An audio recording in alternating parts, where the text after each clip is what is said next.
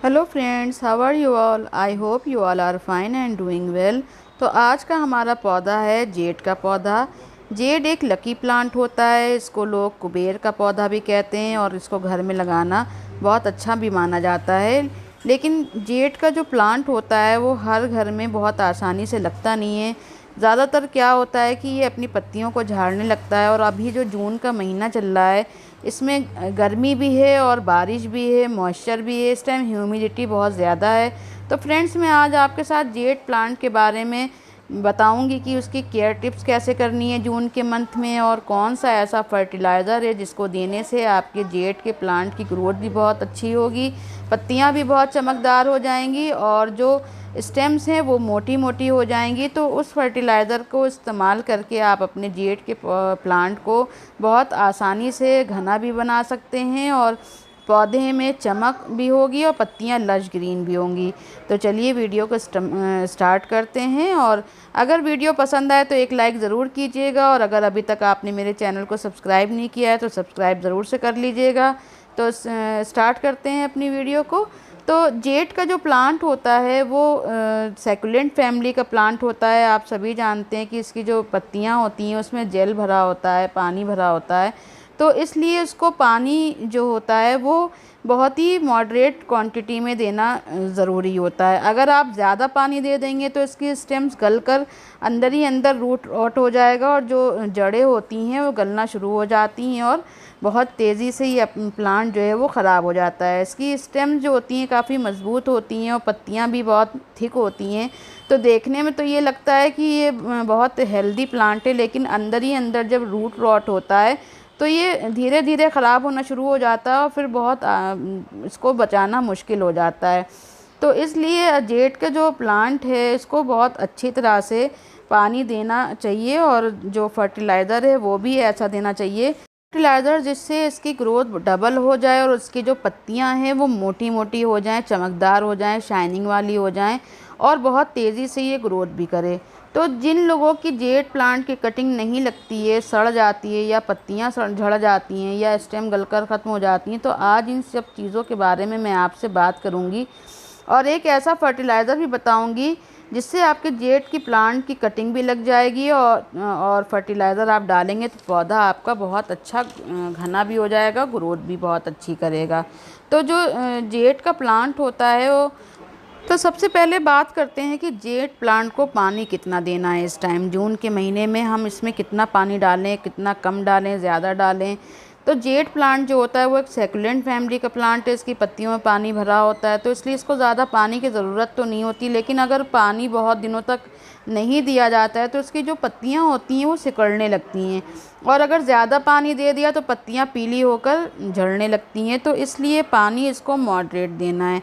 अब यहाँ पे मैं ये फर्टिलाइज़र आपको के साथ शेयर कर रही हूँ कि कौन सा फर्टिलाइज़र इसको देना है। तो देखिए, मैंने यहाँ पर चाय की पत्ती को 2 दिन पहले पानी में डिप करके रख दिया था। 1 चम्मच चाय पत्ती है जो कि एक छोटी सी कांच की बोतल में मैंने भर के रख दिया था और इसको 2 दिन के लिए मैंने छाया वाली जगह पे रख दिया था। तो देखिए कितना अच्छा पानी बन के तैयार हो गया। ये फर्टिलाइज़र जो है जेड प्लांट के लिए बहुत ही अच्छा है, क्योंकि जेड प्लांट जो होता है ये एक लीफी ग्रोथ प्लांट होता है। हरी पत्तियां इसकी चमकदार होती हैं। इसमें फूल तो नहीं खिलते हैं, लेकिन जो पत्तियां होती हैं वो चमकदार होती हैं, हरी रंग की होती हैं। तो हरे रंग को बनाए रखने के लिए पौधे को क्लोरोफिल की ज़रूरत होती है। तो धूप से उसको क्लोरोफिल मिलता है। तो जब हम नाइट्रोजन अच्छा देते हैं तो पौधा जो होता है वो जड़ों से अपना क्लोरोफिल अच्छी बनाता है और पूरा जो स्टेम्स होते हैं और जो पत्तियां होती हैं वो सारी ही चमकदार और हरी रंग की हो जाती हैं। तो इसलिए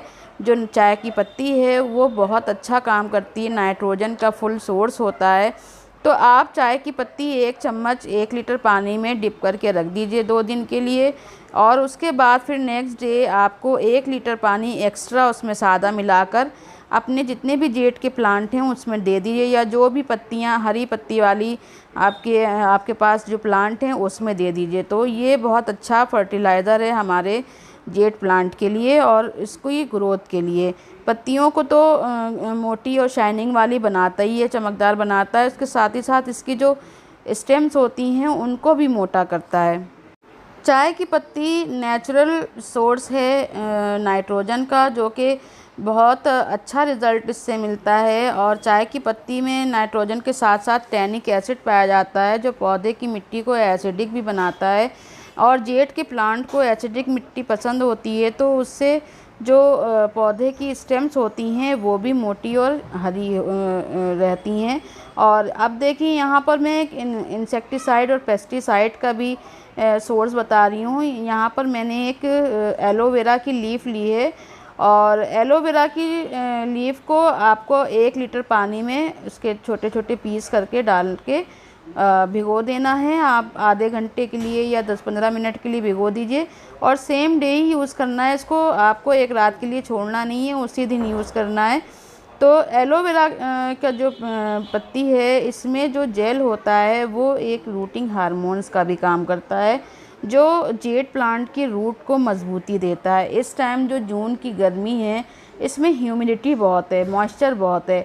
अगर आप पानी देते हैं तो वो जड़ों में स्टोर रहता है, और जड़ें जो हैं जेड प्लांट की वो सड़ने लगती हैं, गलने लगती हैं।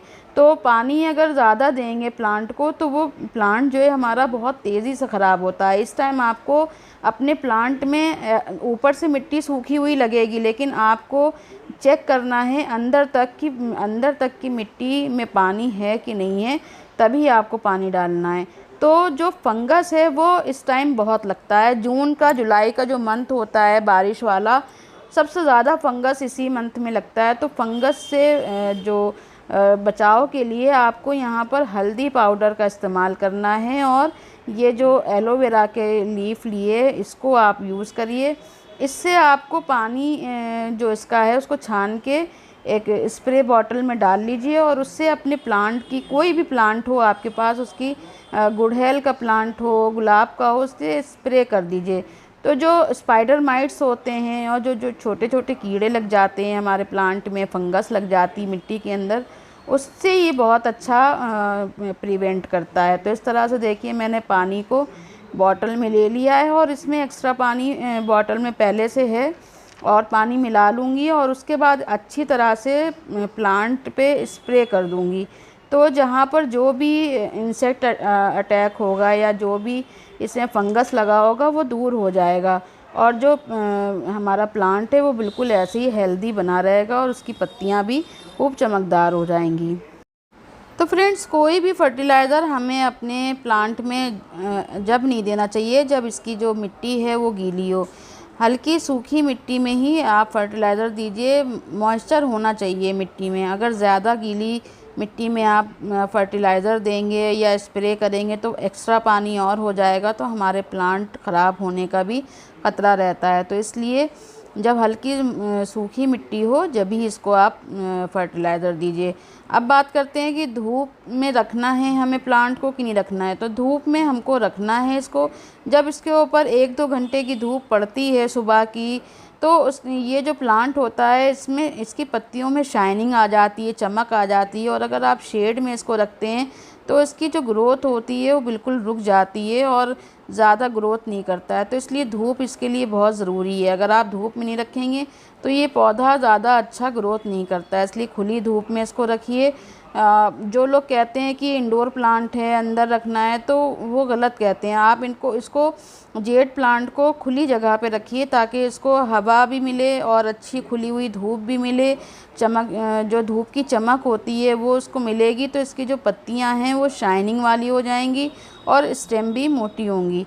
तो दोस्तों, अगर ये इन चीज़ों का आप जेड प्लांट में छोटी छोटी बातों का ख्याल करेंगे, ध्यान रखेंगे, तो आपका जेड प्लांट भी हेल्दी और बुशी हो जाएगा।